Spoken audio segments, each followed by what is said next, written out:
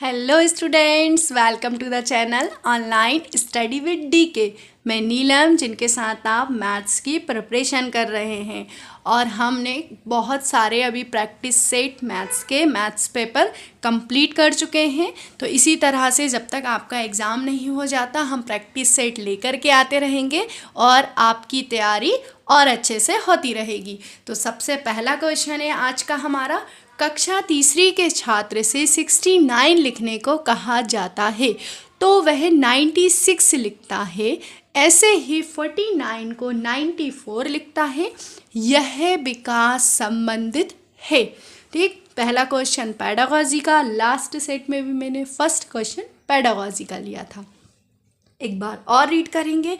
कक्षा तीसरी के छात्र से 69 लिखने को कहा जाता है तो वह 96 लिखता है, और छात्र से बोला आपको 69 लिखना है तो वह लिख रहा है 96। ऐसे ही 49 का बोला गया तो उसने लिख दिया भाई 94। मतलब वो क्रम को बदल के लिख रहा है। क्रम का कैसे? जहाँ पर इकाई आना चाहिए वहाँ पर वो दहाई लिख रहा है, और जहाँ पर दहाई का अंक है वहाँ इकाई लिख रहा है। तो यह विकास संबंधित है। इस विकास का संबंध किससे है? हम सबसे सटीक उत्तर कभी भी लगाएंगे तो पहला आपका जो ऑप्शन है वह बोल रहा है गणित की संख्या पद्धति से, गणित के सरलीकरण से, गणित की विषम संख्या का एक प्रश्न प्रकार है। देखिए, ये विषम संख्या वाली जो बात है ये तो कहीं से कहीं तक यहाँ है ही नहीं कि हमें विषम संख्या से कुछ समझ में आ रहा हो। गणित के सरलीकरण, यहाँ पर कोई समीकरण तो है नहीं है कि आपको सरल करना है। तो फिर आपका जो है फर्स्ट ऑप्शन गणित की संख्या पद्धति से, मतलब ये जो क्वेश्चन है आपका संबंधित है गणित की संख्या पद्धति से। ठीक, फिर हमारा नेक्स्ट क्वेश्चन है आपका 2⁴ multiply 3⁻³ multiply 5⁻³ upon 6⁻² multiply 10⁻² multiply 15⁻³ को आपको हल करना है। हल करना है मतलब आपको इसे सिंप्लीफाई करना है, सरल करना है। तो देखेंगे सबसे पहले तो यहाँ अगर देखें 2, 3 और 5 इस तरह के नंबर हैं कि ये नंबर हम इस तरह 6 को भी मल्टीप्लाई करके निकाल सकते हैं, 10 को भी मल्टीप्लाई एलसीएम लेके निकाल सकते हैं और 15 को भी एलसीएम लेके निकाल सकते हैं। तो आप यहाँ पर देखेंगे कि मैं सरल किस तरह से कर रही हूँ। तो देखिए 2 की पावर 4, 3 की पावर 3, 5⁻³ आप 6 को 2 × 3 लिख सकते हैं। यदि मैं 2 × 3 लिखूँगी तो 2 की पावर 2 और 3 की पावर 2। 10 को हम 2 × 5 लिख सकते हैं, तो देखेंगे 2 की पावर 2, 5 की पावर 2। 15 को हम लिख सकते हैं 3 × 5, तो 3 की पावर 3 और 5 की पावर 3। तो आप यहाँ से देखेंगे कि कौन कौन से ऐसे नंबर्स हैं जो कैंसिल हो रहे हैं। 5 की पावर 3 से 5 की पावर 3, 3 की पावर 3 से 3 की पावर 3, 2 की पावर 4, एक 2 की पावर 2 ये है और एक 2 की पावर 2 ये है, तो 2 की पावर 4 इन दोनों 2 की पावर से कैंसिल हो गया। अब आपके पास जो भी नंबर शेष रह गए हैं वो क्या है? 3⁻², 5⁻²। आप यहाँ पर देख सकते हैं कि सिर्फ आपके पास ये 2 ही नंबर हैं जो शेष रह गया है, बाकी सारे नंबर कैंसिल हो चुके हैं। तो आप इसे लिख सकते हैं 1/9, 3 3 जा 9 और 5 5 जा 25। तो आप इन दोनों का मल्टीप्लाई करेंगे तो 1/5 9 5 225। तो आपका जो राइट आंसर हुआ वह 1/225। अब नेक्स्ट क्वेश्चन है आपका द्विपद बहुपद। द्विपद मतलब जिसमें आपके कितने पद हों? 2 पद हों। 2 पद आप देख सकते हैं यहाँ पर, क्या पहले में है तो फर्स्ट में नहीं है, क्या सेकंड में है तो आपके सेकंड में है, थर्ड में भी आप देखेंगे क्या यहाँ पर 2 पद हैं तो यहाँ पर 1 2 और 3, यहाँ पर 3 पद हैं। तो इस हिसाब से आपका जो बा वाला आंसर हुआ वो आपका राइट आंसर हुआ। नेक्स्ट क्वेश्चन देखेंगे, x⁻³ + 2x² y + xy² plus 5 में x का गुणांक है। आपको किसका गुणांक बताना है? x का गुणांक बताना है। तो देखेंगे यहाँ पर, यहाँ तो x की पावर 3 है तो ये तो x नहीं हुआ, यहाँ पर x की पावर 2 है तो ये भी नहीं हुआ, लेकिन यहाँ पर x है।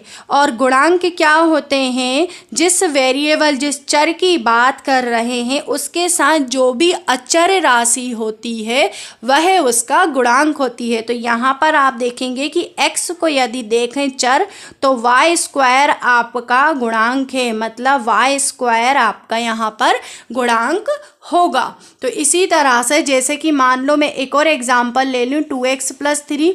आपसे मैंने बोला कि x का गुणांक बताएं यहाँ पर, तो x का गुणांक यहाँ पर क्या होगा?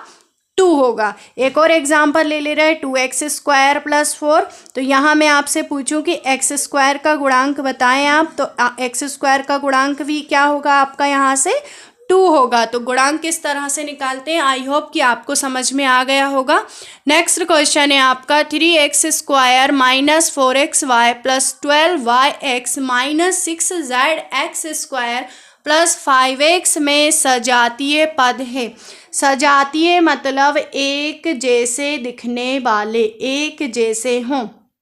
ठीक, सजातीय पद मतलब क्या होता है? एक जैसे हो। तो आप इस पूरी इक्वेशन में ये चेक करें कि कौन से ऐसे दो पद हैं जो सजातीय हैं। तो सबसे पहले तो यहाँ पर देखें, यहाँ x² है, अगला कहाँ है x²? यहाँ, लेकिन इसके साथ आपका क्या है? z। तो ये दोनों तो सजातीय नहीं होंगे।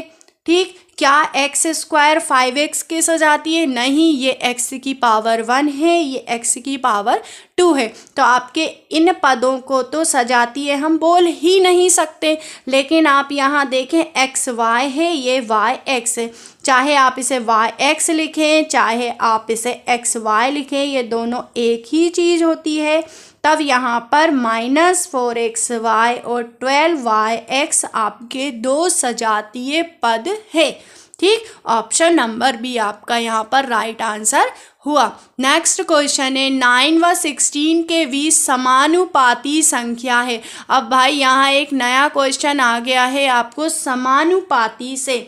तो मध्य समानुपाती निकालने के लिए आपको क्या करना होता है? दोनों संख्याओं जो भी दी हैं उनका मल्टीप्लाई अंडर रूट में। ठीक, इन दोनों को आप मल्टीप्लाई करो, 144। आपका आंसर क्या आया? 12। तो 12 आपका क्या हो गया यहाँ पर? समानुपाती। 800 रुपये पर 5% वार्षिक दर से 2 वर्ष का चक्रवृद्धि ब्याज निकालना है। ठीक, 800 रुपये है, 5 वर्ष है और आपको 2 वर्ष, 5 दर है और 2 वर्ष है और आपको चक्रवृद्धि ब्याज निकालना है। तो चक्रवृद्धि ब्याज किस तरह से निकालेंगे? सबसे पहले तो आप डायरेक्ट सूत्र का प्रयोग करें। सूत्र हमारा क्या होता है? P1 + r/100n-1। ठीक, ये आपका होता है चक्रवृद्धि ब्याज के। ठीक, हम चक्रवृद्धि ब्याज का ही फॉर्मूला, क्योंकि हमने अमाउंट को भी यहाँ से प्रिंसिपल को माइनस कर लिया, तो चक्रवृद्धि ब्याज है। अब पी जो है प्रिंसिपल आपको दिया हुआ है 800 और 1 प्लस रेट जो दी है 5/100 की पावर 2 मतलब n और -1। अब आप इसे थोड़ा सा सॉल्व करें। 5 1 जा 5, 5 2 जा 10 और ये 0। तब आपका क्या हुआ? देखिए 800 1 + 1/20 रेज़ टू दी पावर 2 -1। अब आप यहाँ से इसे एलसीएम लेके सॉल्व करेंगे तो क्या होने वाला है? 800 और 20 + 120/20 पावर 2 है, तो मैंने यहाँ पर ओपन कर दिया और ये -1। ठीक, 21 × 21 कितना होता है? 441। कितना? 441 माइनस मैंने एलसीएम भी ले लिया और ये हुआ आपका 400। दोनों को आप माइनस करेंगे, पहले तो ये कैंसिल 2 टाइम, 2 × 41, 2 2 = 1, 2 4 = 8। तो आपका जो राइट आंसर हुआ ऑप्शन नंबर सी। तो देखिए कुछ नहीं, मैंने सीधा चक्रवृद्धि ब्याज का फॉर्मूला लिया और उसमें जो भी आपको वैल्यूज़ दी हुई थी उन वैल्यूज़ को पुट किया और सिंपल सॉल्यूशन सॉल्व किया। नेक्स्ट क्वेश्चन देखते हैं। आई होप कि सभी क्वेश्चंस आपको समझ में आ रहे होंगे। एक रेलगाड़ी 2.5 घंटे में 175 किलोमीटर दूरी तय करती है। यदि रेलगाड़ी की चाल समान रहती है तो उसी गाड़ी को 280 किलोमीटर की दूरी तय करने में लगा समय है। ठीक, एक बार और क्वेश्चन को अच्छे से देख सकते हैं। एक रेलगाड़ी 2.5 घंटे में 175 किलोमीटर की दूरी तय कर रही है। समय दिया है, दूरी दी है, फिर आगे बोला गया है यदि रेलगाड़ी की चाल एक समान रहती है, मतलब चाल जो है जो हमारी पहले थी वही हमारी बाद में है और गाड़ी की जो दूरी है वो 280 किलोमीटर है, तो आपको समय निकालना है। मतलब यहाँ पर क्या हुआ कि 2.5 घंटे जो है आपका पहले टाइम था, दूरी थी यहाँ पर डिस्टेंस कितनी है 175 किलोमीटर, 175 किलोमीटर। फिर हमें यहाँ से निकालना है चाल। तो चाल का जो हमारा बेसिक फॉर्मूला होता है दूरी बटे समय। हम इस बेसिक फॉर्मूले को लेंगे और यहाँ से इस दूरी को लेकर और इस समय को लेकर हम यहाँ से चाल निकाल लेंगे। ठीक है, ये किलोमीटर में है और ये आपका और में है। तो आप इसे थोड़ा सा सिंप्लीफाई करें तो आपका क्या होगा 5/2 और 2 जो है हमने ऊपर अंश में मल्टीप्लाई में कर लिया। 5 से आपका ये 3 टाइम और ये 5 5 जा 25, मतलब आपकी कितनी हो गई यहाँ पर 70 किलोमीटर पर और आपकी यहाँ पर हो गई चाल। फिर यहाँ आगे बोला गया है कि जो चाल है आपकी वो परिवर्तित नहीं है और इसी दूरी के साथ चाल लेकर आपको समय निकालना है। ठीक, तो हम लेंगे दूरी 280 किलोमीटर और हमने यहाँ से चाल निकाल ली है 70 किलोमीटर पर आवर और जो कि हमें टाइम निकालने में, समय निकालने में मदद करेगी। ठीक, तो हमारे पास होता है यदि चाल बराबर दूरी बटे समय तो समय बराबर क्या होगा आपका दूरी बटे चाल। पूरी बेसिक मेथड है, आप एक एक स्टेप और अच्छे से समझ सकते हैं। दूरी होगी 280 किलोमीटर और चाल है आपकी 70 किलोमीटर पर और किलोमीटर से किलोमीटर कैंसिल, 0 से 0 कैंसिल, 7 से 4 टाइम 24 और जो कि आपके है ऑप्शन नंबर बी में। इस तरह से क्वेश्चन को समझते हुए यदि आप करेंगे तो और भी अच्छे से मैथ हम इस क्वेश्चन को देखते हैं। एक टैंक को पूरा भरने हेतु 20 बाल्टियों की ज़रूरत है। आपको एक टैंक में कितनी बाल्टियाँ, देखिए पूरी लाइन को समझते हुए आप लिखते चलेंगे तो और अच्छे से क्वेश्चन सॉल्व होगा। देखिए एक टैंक में कितनी बाल्टियाँ भर रही हैं, एक टैंक को फुल कितनी बाल्टियों से भरा जा रहा है 20 बाल्टियों से। ठीक है, जबकि बाल्टी की क्षमता और एक बाल्टी जो है उसकी क्षमता है यहाँ पर 13.5 लीटर। एक बाल्टी में यदि 13.5 लीटर पानी आता है तो 20 बाल्टियों में कितने लीटर पानी आएगा 13.5 × 20। तो आप इसे मल्टीप्लाई करेंगे 0, 2 5 जा 10, 2 3 जा 6 7 एंड 2 1 जा 2। तो ये आपका पॉइंट है, तो हमने ये 270। तो आपकी टोटल जो 20 बाल्टियां हैं इनकी क्षमता हो गई आपकी 270 लीटर। ठीक, फिर आगे बोल रहे हैं अगर प्रत्येक बाल्टी में 9 लीटर पानी की क्षमता कर दी जाए। देखिए 20 बाल्टियों की क्षमता 270 लीटर है। फिर इन्होंने बोला कि यदि प्रत्येक बाल्टी में 9 लीटर की क्षमता कर दी जाए। ठीक है, 270 लीटर 20 बाल्टियों की क्षमता है और हर बाल्टी में यदि 9 लीटर पानी भरना है तो हमें इससे क्या करना होगा डिवाइड लगाएंगे। तो 9 दिया 27। तो आपका जो आंसर हुआ वो कितना हुआ 30 बाल्टियों की ज़रूरत होगी। यदि आपकी 9 लीटर की क्षमता कर दी जाए तो आप 30 बाल्टियों से टैंक को फुल कर देंगे। आई होप कि आपको क्वेश्चन का सॉल्यूशन समझ में आया होगा। अब हम नेक्स्ट क्वेश्चन देखते हैं। गणित शिक्षण की एक कक्षा में प्रतिशत अध्याय पर शिक्षण कार्य हो रहा है। अध्यापक द्वारा प्रतिशत दर्शाने के लिए प्रयोग हुआ चिन्ह होगा। देखिए ये क्वेश्चन गणित शिक्षण शास्त्र से है। आप देखेंगे यहाँ पर कि गणित की कक्षा में यदि प्रतिशत दर्शाने का प्रयोग हो रहा है तो प्रत्येक 100 के लिए आप इस तरह से तो दर्शाएंगे नहीं, 100% भी नहीं लिखेंगे, आप तो कोई भी संख्या के साथ प्रतिशत ही लगाएंगे ना। तो आपका जो आंसर होगा ऑप्शन नंबर 7 37 1/2%। नेक्स्ट क्वेश्चन है, किसी समीकरण में एक राशि से गुणा करने का अर्थ है। आप किसी भी समीकरण में यदि किसी एक राशि से गुणा करते हैं तो उसका अर्थ क्या है। पहला है आपका उसके पहले पद में उस राशि का गुणा, अचर पद में उस राशि का गुणा, प्रत्येक पद में उस राशि का गुणा। आप एक बार और क्वेश्चन को रीड करें कि किसी समीकरण में एक राशि से गुणा करना। मान लो कि आपका ये समीकरण है x+2, आपको कोई भी एक राशि से इसमें गुणा करना है तो आप गुणा पूरे आपके समीकरण में ही करेंगे ना। 3 का पहले आप x में करेंगे, फिर 3 का आप 2 में करेंगे, मतलब प्रत्येक पद में उस राशि का गुणा। तो आपका ऑप्शन नंबर जो सा है वो यहाँ पर राइट आंसर हुआ।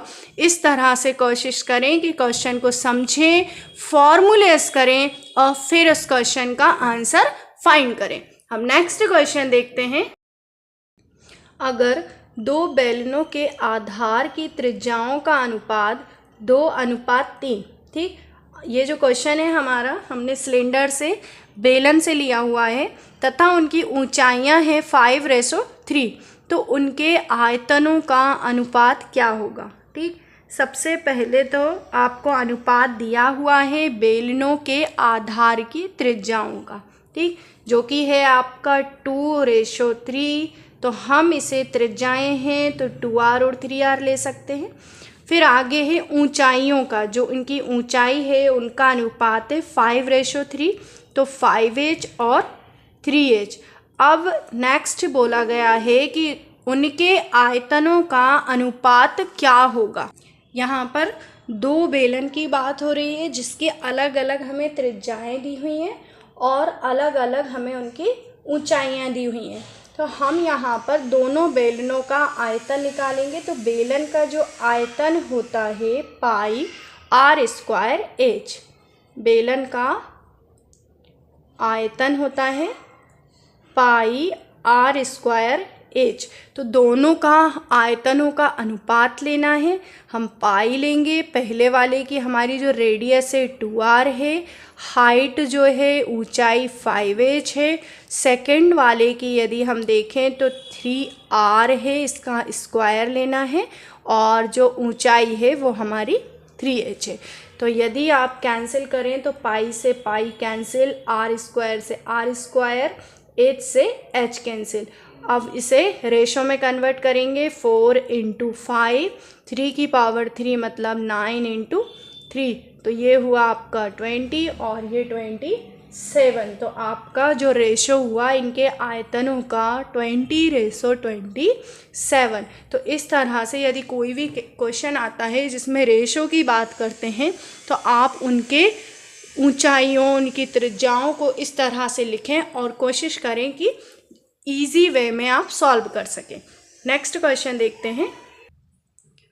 4 1/3 + 2 1/6 + 6 1/2, ये आपको मिक्स्ड फ्रैक्शन में मिश्रित भिन्न में क्वेश्चन दिया हुआ है और इस तरह के क्वेश्चन हमने पहले भी प्रैक्टिस सेट में सॉल्व किए हुए हैं। तो इसकी मेथड क्या है, सबसे पहले तो हमारे जो पूर्णांक नंबर्स हैं हम उन्हें अलग लिख लेते हैं, जो भी आपके उनके आगे साइन है, चिन्ह है उनके साथ, फिर हम प्लस का साइन लगाते हैं और जो भी आपके भिन्न है उन नंबरों को उनके चिन्हों के साथ लिख लेते हैं। ठीक, अब हम इसे प्लस करेंगे, 6 और 6 12 + 3 6 और 2 का यदि आप एलसीएम लेंगे तो आपका क्या होगा 6। एलसीएम लेने के बाद आप सिंपल इसे सॉल्व करेंगे। यहाँ पर 2 + 1 + 3, तो आप इसे कैंसिल भी कर सकते हैं। 12 + 2 + 1 3 + 3 6/6 और कैंसिल, तो 12 + 1 हुआ यहाँ पर 13, जो कि है आपके ऑप्शन नंबर बी में। तो इस टाइप के जो क्वेश्चन है, कोशिश करें कि जो क्वेश्चंस आपको इजी लगते हैं जल्दी से जल्दी कम समय में आप कर सकें, उनकी आप प्रैक्टिस करते रहें। नेक्स्ट क्वेश्चन है 3 2 3 2 + 4 3 4 3 - 6 5 6 5 + 2 1 2 1। आपको इसे सॉल्व करना है।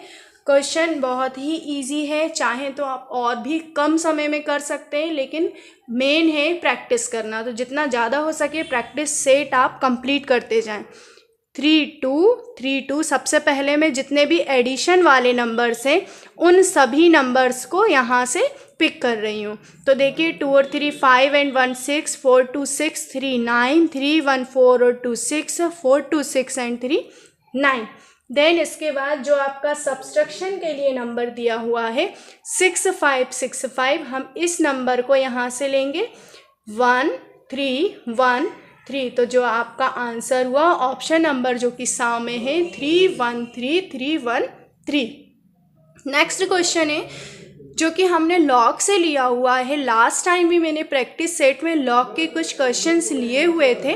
देखिए यहाँ पर log m + log n, यहाँ पर लॉग रूल अप्लाई करना है। प्लस का साइन है, जब भी लॉग रूल की बात हो, प्लस का साइन हो, तो ये जो नंबर होते हैं ये मल्टीप्लाई में लिखे जाते हैं। तो डायरेक्ट आपको याद ही रखना है। तो आपका बा वाला जो ऑप्शन होगा वो यहाँ पर राइट आंसर होगा, क्योंकि तो फॉर्मूला बेस्ड है, बेसिक चीज़ें हैं, आपको पता होना चाहिए। नेक्स्ट क्वेश्चन है कि ₹1400 को सुमन तथा मोहन 3:4 के अनुपात में बांटने पर मोहन का हिस्सा है।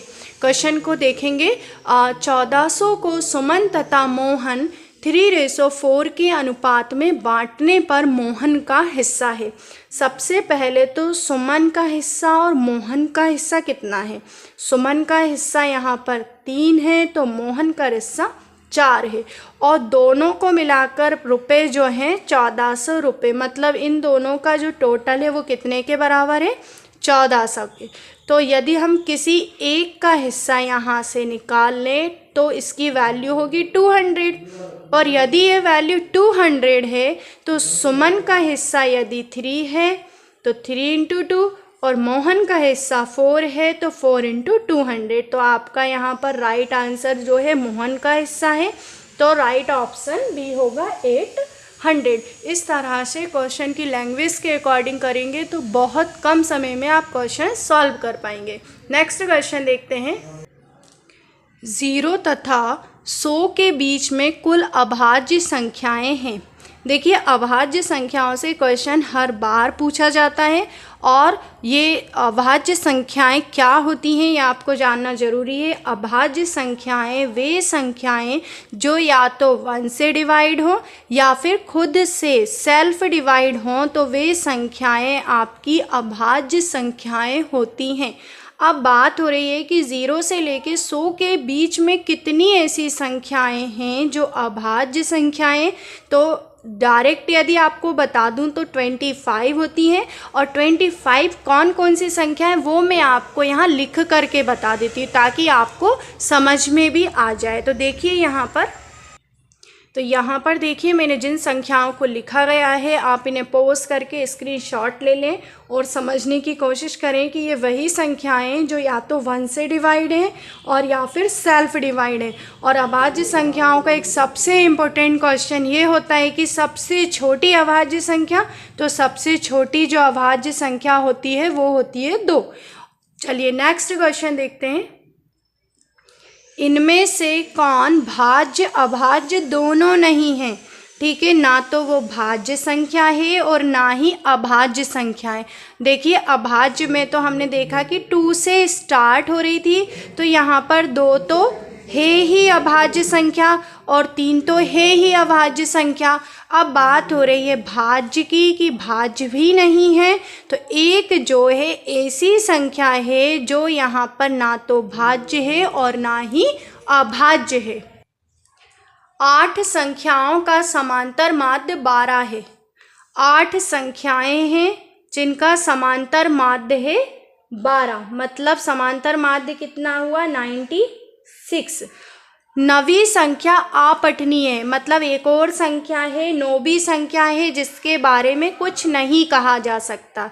यदि सभी 9 संख्याओं का समांतर माध्य 13 है तब आपकी 9वीं संख्या क्या होगी। मतलब आप यदि इन दोनों को माइनस कर दें तो आपको 9वीं संख्या मिल जाएगी जो कि है 21, ऑप्शन नंबर बी। तो इस तरह से ये क्वेश्चन आपका माध्य से था। माध्य में जब भी कोई 2 संख्याओं की बात होती है तो आप कोशिश करें कि समझे किस संख्या को हमें निकालना है। अब नेक्स्ट क्वेश्चन देखते हैं। किसी समबाहु त्रिभुज के अंतः क्षेत्र में स्थित एक बिंदु से उसकी भुजाओं पर डाले गए लंबों की लंबाइयाँ 3 सेंटीमीटर, 4 सेंटीमीटर, 5 सेंटीमीटर है, तब आपको त्रिभुज का क्षेत्रफल निकालना है। ठीक, एक समबाहु त्रिभुज की बात हो रही है। समबाहु त्रिभुज मतलब जिसकी सभी भुजाएं समान हो। अब उसकी हर भुजा पर लंब डाला गया है। ए से लंब डाला है डी, बी से लंब डाला है ई और सी से लंब डाला है एफ। तो इस तरह से यहाँ पर हर जो लंब है इनकी लंबाइयाँ दी गई हैं। तो ए से लेके डी की लंबाई 3 है, बी से लेके ई की लंबाई 4 है, सी से लेकर एफ की लंबाई 5 है। अब यहाँ पर बोला गया है कि त्रिभुज का लंब जब डल रहे हैं तो जो त्रिभुज बन रहे हैं उन त्रिभुज का आपको क्षेत्रफल निकालना है। तो आपके कौन कौन से त्रिभुज यहाँ पर ड्रॉ हो रहे हैं। ए ओ बी, आप देख सकते हैं यहाँ पर ए ओ बी, फिर है आपका ए ओ सी और फिर है आपका बी ओ सी। तो इस तरह से इन त्रिभुजों का हमें निकालना है क्षेत्रफल। हम मान लेंगे कि ये सभी भुजाएं समान हैं क्योंकि समबाहु त्रिभुज है जिसकी लेंथ हमारी है x। तो इनका जो क्षेत्रफल होगा √3/4 x स्क्वायर इक्वल। अब लंब की जो लंबाई है उसके लिए हमारा फॉर्मूला होता है, हम लिखेंगे 1/2 x 3 + 4 + 5। इस x से इस x को कैंसिल एंड 2 2 ज़ा 4। तो x = हमारा क्या होगा 24/√3। आप इन्हें ऐड करेंगे 5 + 4 9, 9 एंड 3 आपका 12, 2 ज़ा 24/√3। तो जो आपकी x की वैल्यू हो गई आपकी भुजा की 24/√3।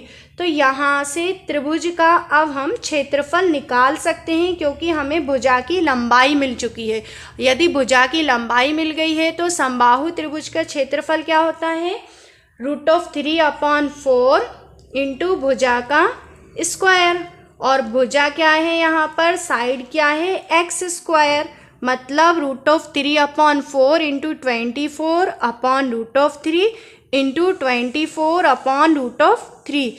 √3 से √3 कैंसिल, 4 से 6 टाइम कैंसिल। आप इसका मल्टीप्लाई करेंगे तो 48√3 जो कि आपके है समबाहु त्रिभुज का क्षेत्रफल centimetre square, option number A. Next question है हमारा, अगर किसी त्रिभुज के कोण जो हैं उनका अनुपात 2:3:4 के अनुपात में हो तो तीनों कोण हैं। सबसे पहले तो आप यहाँ नोटिस करें कि त्रिभुज की बात हो रही है, तीनों कोणों का अनुपात दिया हुआ है। त्रिभुज के तीनों कोणों का जो योग होता है वो होता है 180 अंश। ठीक, हमने अनुपात था इस तरह से लिखा 2 + 3 + 4 6 4 + 2 6 एंड 3 9 जो कि इक्वल है 180 के। तो 1 एंगल इक्वल होगा 20 डिग्री के। और यदि ये 20 डिग्री के इक्वल है तो 2, 3 और 4, 2 × 20, 3 × 20 एंड 4 × 20। तो आपकी वैल्यूज़ क्या हुई 40, 60 एंड 80 जो कि है आपके ऑप्शन नंबर ए में।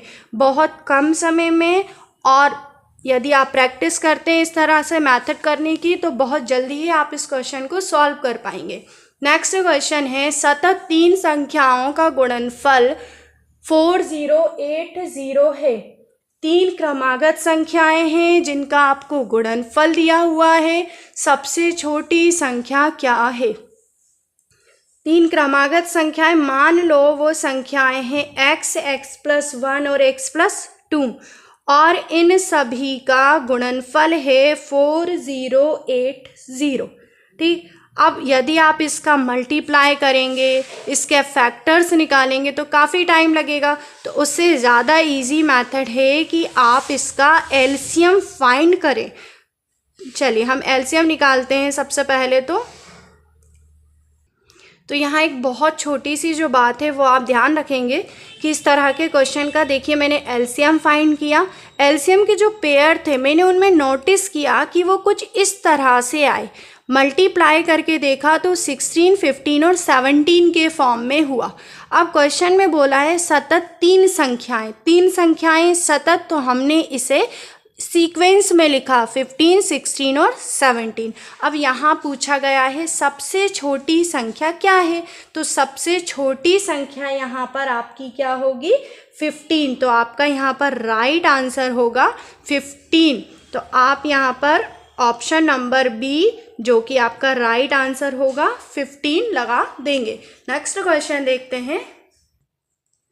log 264 का मान है। देखिए ये क्वेश्चन आपका log से लिया हुआ है और log के एक ना एक क्वेश्चन हमेशा इंक्लूड कर दिए जाते हैं। तो आप log के जो बेसिक रूल हैं उन रूल को हमेशा याद करते रहें, रिकॉल करें ताकि आप कंफ्यूज नहीं हो। तो देखिए यहाँ पर 64 दिया है और 60 log 2 बेस दिया है। अगर हम 64 को देखें तो 2 मल्टीप्लाई 2 मल्टीप्लाई 2 मल्टीप्लाई 2 आपका 16, 2 ज़ा 32 और ये 64, मतलब 1 2 3 4 5 6। तो हम इसे log 2 एंड 2 की पावर 6 लिख देंगे। और log का रूल होता है कि यदि पावर इस तरह से हो तो हम उसे आगे मल्टीप्लाई में लिख देते हैं। तो मैं इसे भी इस तरह से लिखूंगी 6 log 2 और 2।